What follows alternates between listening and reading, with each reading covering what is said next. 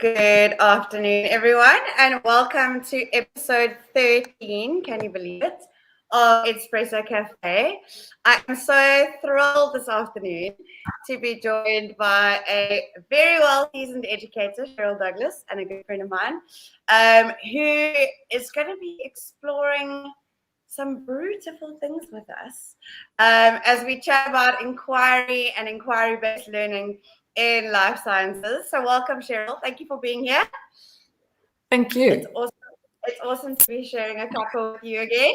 It's been a little while, but it's wonderful.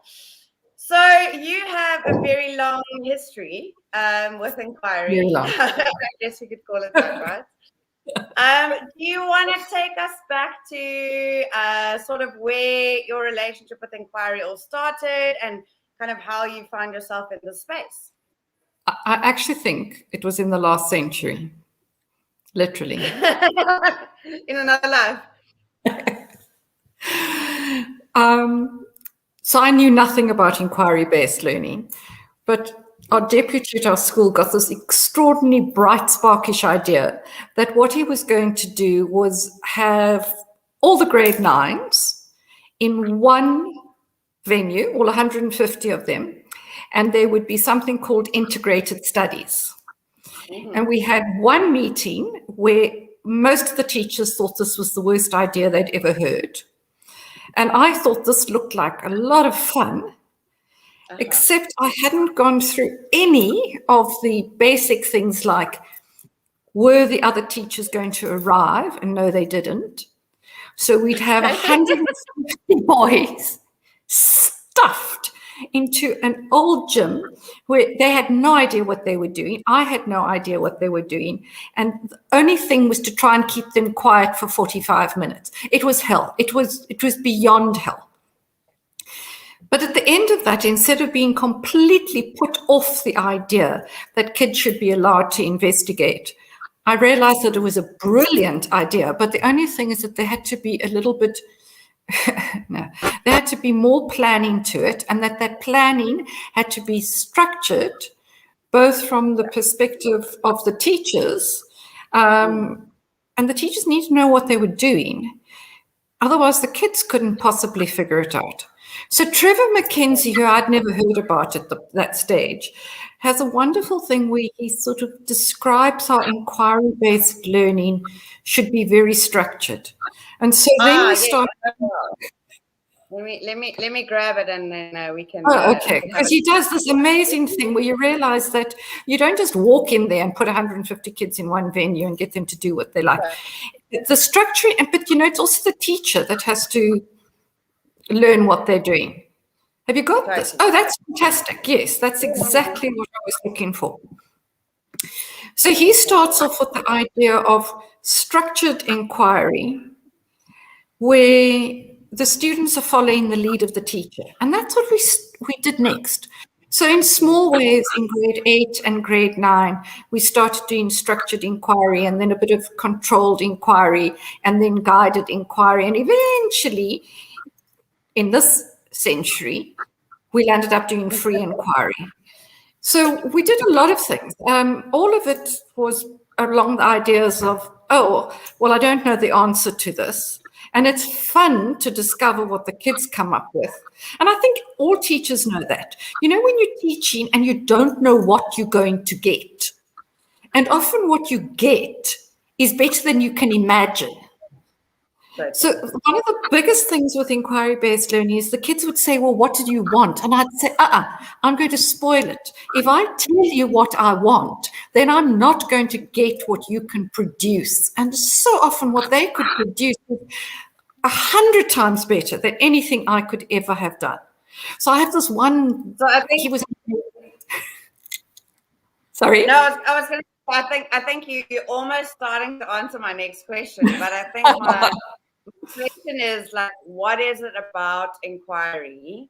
Like you clearly it sparked something in you. Clearly there's a passion and there's a love there. So what are the things, or what is the thing that made you love this inquiry-based approach so much? I think if you love teaching, and I really love teaching, but there is nothing more boring than teaching the same thing over and over again. I mean, sometimes I'd have to say to the kids, they'd ask a question, and I'd say, hold on, what was I saying? I wasn't listening to myself. Because eventually you get to the stage where you know, especially in a content subject like life sciences, you know the answers. And I mean, my other story like that is I had a boy walk into class one day and he said, ma'am, I'm so tired, just teach us. So clearly that wasn't working. It wasn't working for me and it wasn't working for the kids. And for education to be meaningful, there has to be a purpose behind it. And so for me, the why, the reason for doing it was to connect the really interesting content, and there is amazingly interesting content, but to make it real and to make it, that there was an authentic purpose behind doing these things, and also to grab their attention. Because if I'm about to launch into something. Yeah, it reminds me of this colleague that I had. He used to say, he was a math teacher actually, but he used to say, I don't want to walk into a class and for children to get out their popcorn, you know, as if you're watching a movie. And I think that's one of the beautiful things about this approach is that it is engaging them. It is making them, it's not them watching the movie, it's them being in the movie. Absolutely. It's them being the characters in the story with you. It's not just like, okay, we're going to sit down and watch, you know, hilarious ma'am explain the concept to us again. Yeah. It's just, yeah. And that's it. It's like it's like the teacher also being part of the story, because you don't know how it's going to end. But you do know, I mean, there's that wonderful moment where you can look out and you think, they don't even know I'm here. Because they're all working. And but the other thing that I think that went with that idea of them working is that suddenly I got to know individuals better, because inquiry-based learning, you can actually sit with one kid or you sit with a small group and you discover the things they're interested in. Because if you're driving questions broad enough, they're doing things that they're interested in, so they're interested in finding out more. There's a purpose behind it. It's not just like, I don't know. For the sake of it, exactly. Yeah.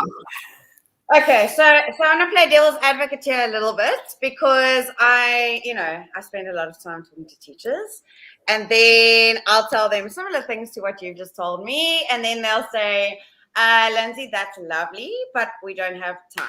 I have to cover curriculum. I have to, I have content that I have to cover. I can't just like play around with answering questions and inquiry. What would you say to teachers that say that? Oh, you save time. You genuinely save time. So I'll give you an example. In the grade 11 life sciences syllabus, which is incredibly long, it's incredibly dense.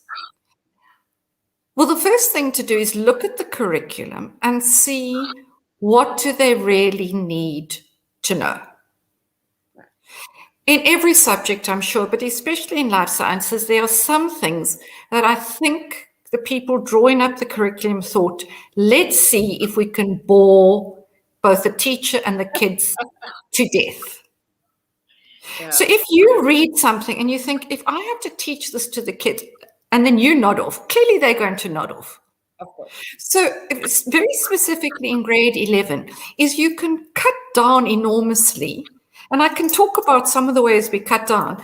But by the end of grade 11, there's this most fantastic section that up until last year was also examined in grade 12. Now it's only in grade 11, called Human Impact on the Environment. And for me, it's the most relevant section of the entire curriculum. 7 weeks. Okay, that's how long it's supposed to take. I could do it in 3. Using an inquiry-based learning approach, where I could introduce all the content in 3 periods, give the kids the resources of the content. I used to have a PowerPoint and some other resources, and they could access it. I never read the textbook, and I'm pretty sure they didn't either, because there was no need to. Yeah. And then the rest was around something that was relevant to them. So they would have to choose. There are 5 topics in human impact on the environment: water, climate change, food security, loss of biodiversity, and waste management. They would have to choose 3 of those, and they would have to apply it to a context that they could get to. So if they were boarders, they could use the school, they could use their own home, they could use a business they gained access to. And they would have, it was completely relevant. I mean, they would land up giving advice. They would land up making it real and making those changes. Was I covering what was in the curriculum? Absolutely. So the actual terminology in that I would deal with. I would look through the outcomes and I would structure the marking rubric around the outcomes that were required. Perfect. Yeah. And they would have to work as a team. And that's, for me, is a really important distinction between a group. So they all had to pull together in their team and had to show evidence for who was doing what. And then at the end of the 3 weeks, the part that actually made it the best was the authentic audience. And the authentic audience would be not only their class, but we'd invite people as well. But by doing that, it meant that they repeated all of these things, because now they were seeing somebody in their home. Then they were seeing somebody in a boarding school applying the same ideas, somebody else in a business, somebody on a farm. So they were looking at different examples and they could see how those changes could be brought about. So it was brilliant. I mean, it was just fabulous. And I think, that's my experience of inquiry too, is that, I think often teachers think about curriculum and they go, all right, there's this much curriculum. I need this long to bash this content into their heads. And then, I need 7 weeks because that's how long I have to talk for. I have to talk for 7 weeks worth of lessons to get the stuff into their head, right? Whereas in actual fact, we can talk for 7 years and they don't engage. Oh, absolutely. Granting their engagement in the design. Yeah.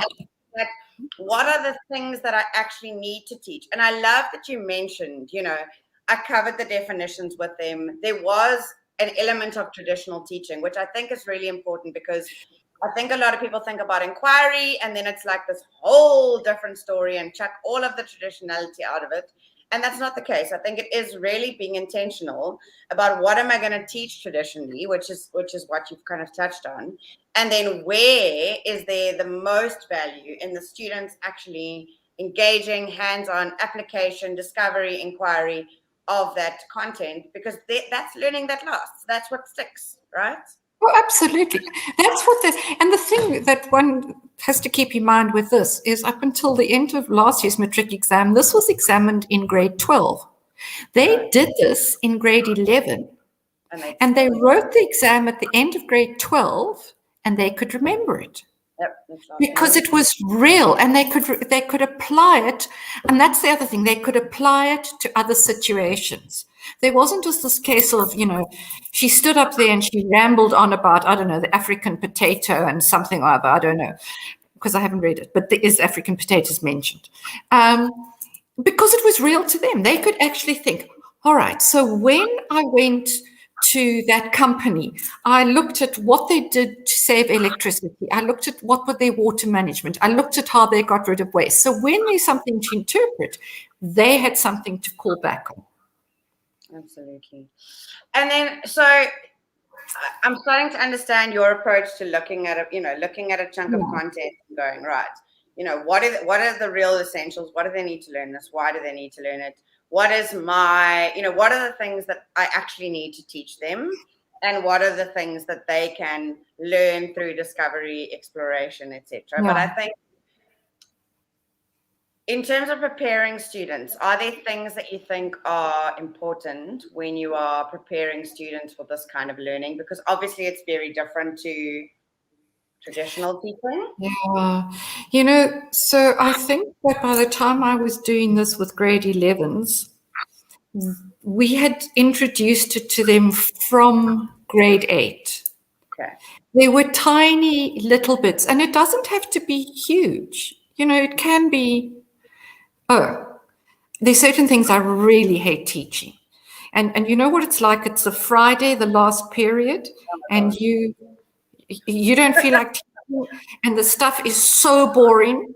They don't feel like learning. They don't feel like learning. So this happened. I mean, this was like one of those, how am I going to handle this? And I said to the class, right, okay, you're going to do this. It's vitamins and minerals. Why we were teaching vitamins and minerals, I don't know. And I said, you've got 20 minutes to prepare something, and then you're all going to do your presentation in the remaining 20 minutes. It was brilliant. I had kids doing boombox things and rap songs and acting it out. I had no idea what I was doing. I was just bored and tired. But they did it all. So yes, so we did little things. Otherwise, we do tiny, very structured investigations for kids to start off. Because it's science and the scientific methodology, I mean, the ones to try and get kids to understand scientific methodology and design thinking, you have to go through it step by step, but you can do it in a fun way. So one time we did a blind tasting on nougat because we discovered somewhere along the line that we all liked nougat. And we set it up, and the kids and I set this up together. What should we do? Who's going to buy the nougat? And so they didn't even realize that they were learning and there was planning along the way. But once again, they remembered it. So it's a case, I think, doing little things over time.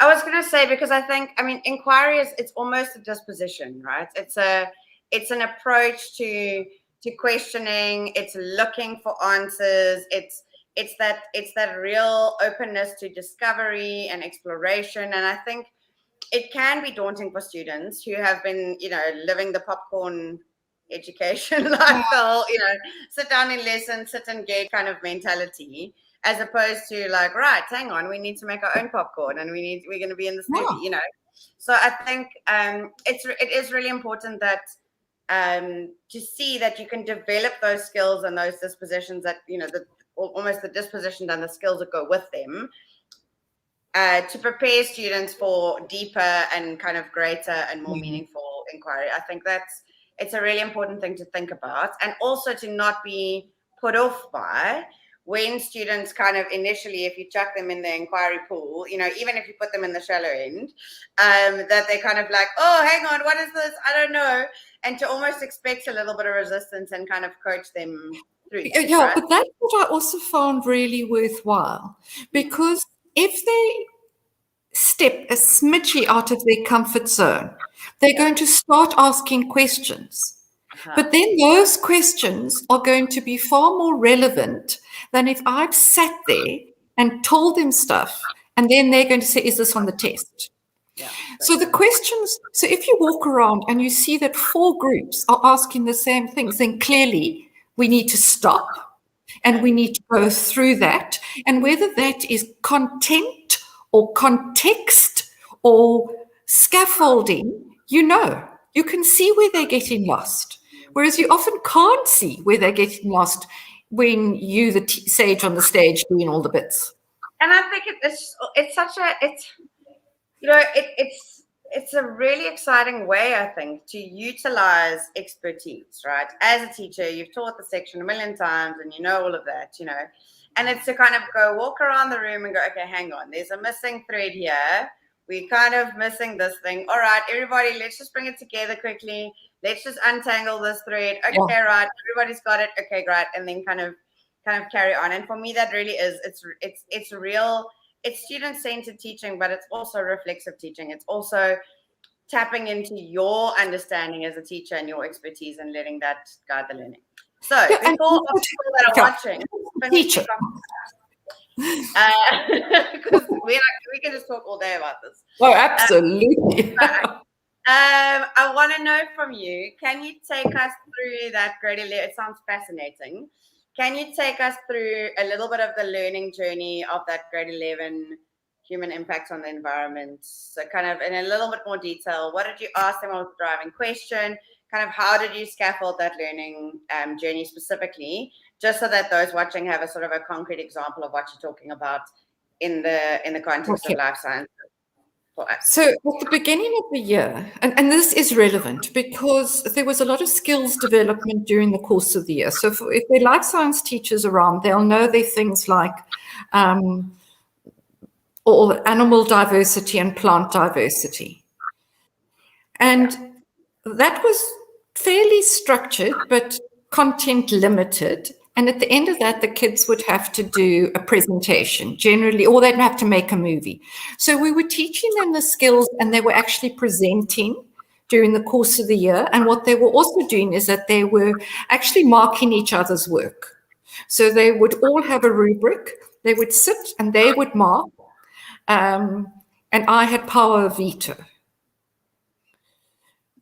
So they couldn't like give their friends a really high mark or that. But that served a couple of purposes. One was that they kept checking it against the outcomes, and they were checking to see that the kids were achieving the outcomes. And that also reinforced what content there was that had to be learned.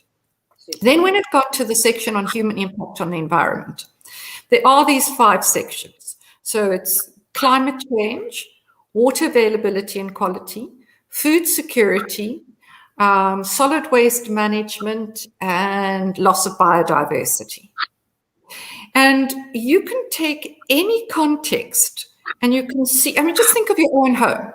You know, what are the things of those that would be useful in your own home? And then there would be all of the outcomes that were required from the curriculum was built into the mark scheme, into the marking rubric. And we would say to them, here, this is 5, all the things that were in it. If you leave out 1 or 2, it's a 4, 3 or 2, 1 or whatever.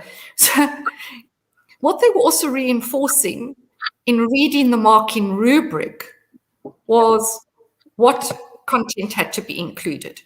We gave as few instructions as possible because I didn't read the instructions. They would read the marking rubric. Right. And in fact, it's a very good idea to actually include a checklist and get them to tick off the checklist on the marking rubric.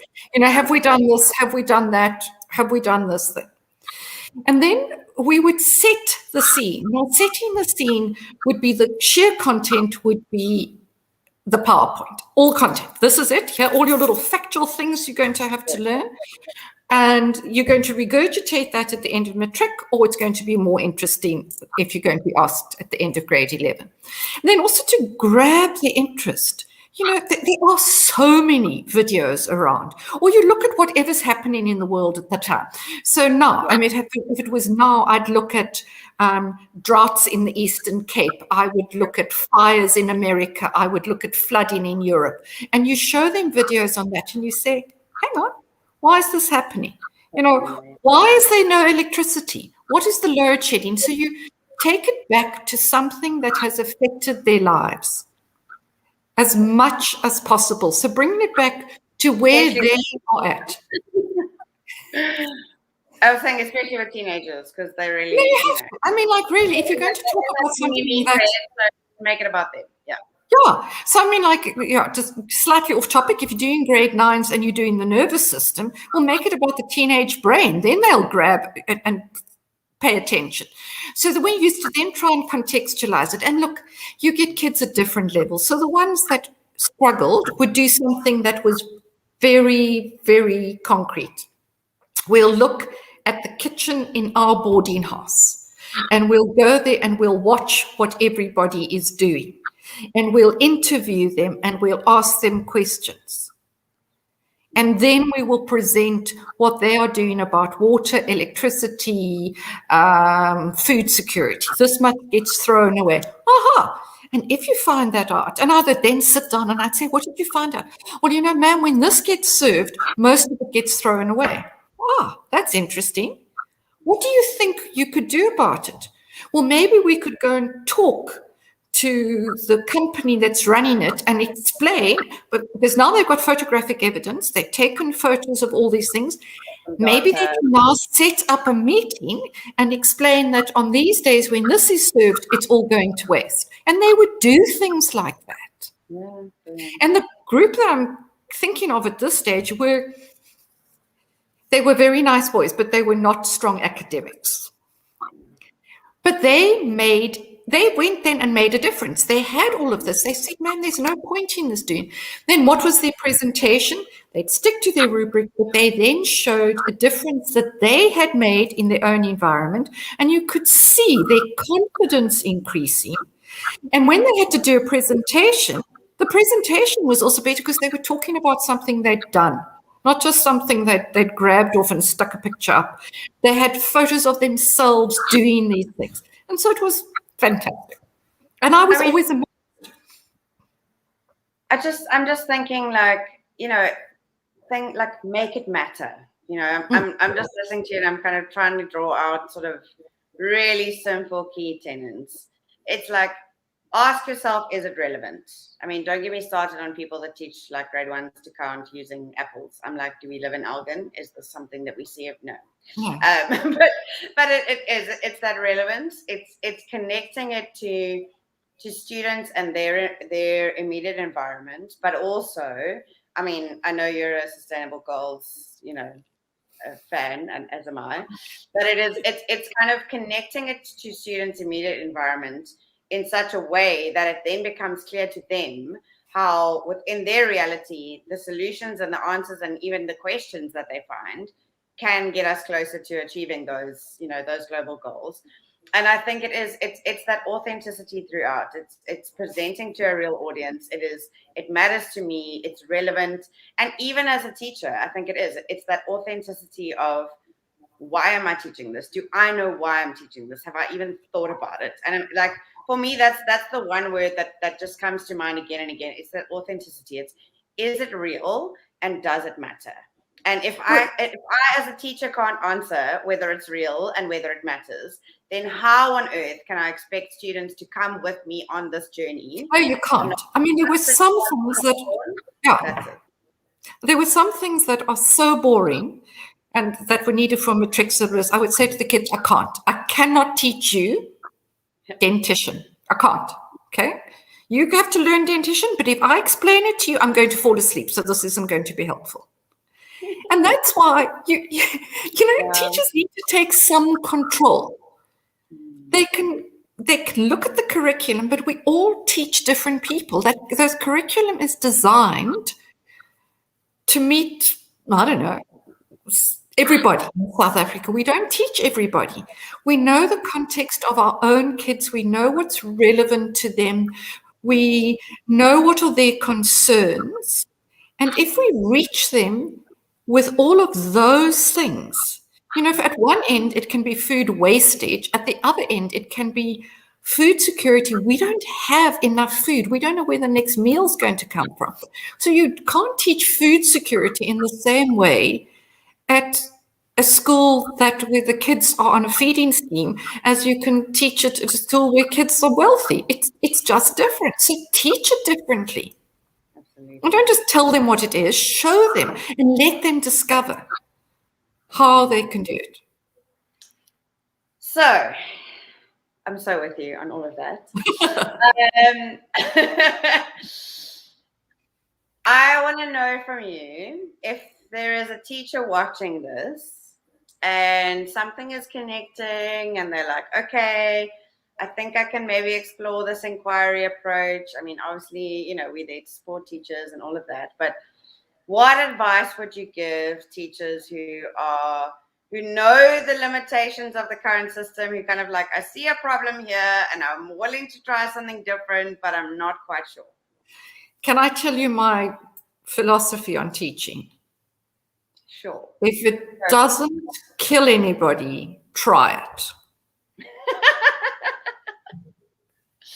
And you can't, it's not as if teaching traditionally is the most dynamic, fantastic, exquisite thing in the whole world. And I mean, really, maybe everybody teaches amazing kids and they won't mind that. But, you teach something the old way and the next day you say, okay, so what did we do yesterday? And they go, I wasn't here. No, you were here. Okay, I can see you were here, but they can't remember anything. Yeah, exactly. So that's not perfect.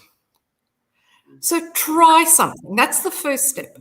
The second thing is, for me, it was finding like-minded people in my department. Hang on. It might have been persuading, or it might have been telling. Right. but just, gather some troops. And then the other thing was, whenever anybody suggested doing something in the department, I would say, why? So we have a test next week. That's my penny. You see, even the dog wants to know why. Why? So first of all, plan, as over plan, and then you can look relaxed. Mm-hmm. The end in mind is the presentation, not the content. So how are they going to show you what they have learned, rather than how are they going to show you what you've taught them? Yeah. And there's a vast difference. Absolutely. And the value lies in what they've learned, not in what you think you've taught them. Absolutely. Sometimes it's a shock to discover you've taught them nothing. And that's, so we call teachers learning architects for that exact reason. Yeah. I think it is. And that's, Cheryl, that's honestly, it's such valuable advice and such relevant. You stop moving. And I think I'm going to have to stop you there, because I don't know anyone that can make a cup of coffee last 30 minutes, and we promise people that they can watch these episodes in a cup of coffee. So I'm going to have to stop you there, but we can definitely chat further in a future episode. Thank you so much for your time. Until we see you again, friends of EDspresso Café and Purple ZA, keep on challenging the status quo. And keep on having fun and trying and just enjoy it. Love it. Till next time.